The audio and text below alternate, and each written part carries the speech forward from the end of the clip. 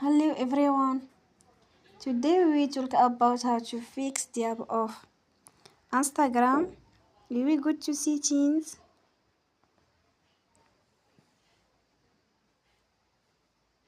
Then we click on apps.